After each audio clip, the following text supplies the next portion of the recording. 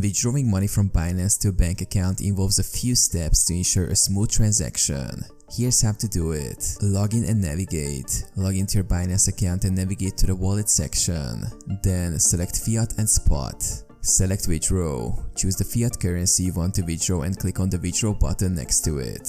Choose payment method. Select your preferred payment method, typically bank transfer or SEPA transfer, depending on your region and the supported options. Enter withdrawal details. Enter the withdrawal amount and provide the necessary details of your bank account, including the account holder's name, account number, and bank details. Verification. Complete any necessary verification steps, such as two-factor authentication or email confirmation, to ensure security.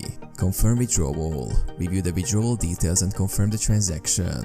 Binance may charge a withdrawal fee, which will be deducted from the withdrawal amount. Wait for processing. Once confirmed, Binance will process the withdrawal request. The processing time varies depending on factors such as the withdrawal method and Binance's processing queue.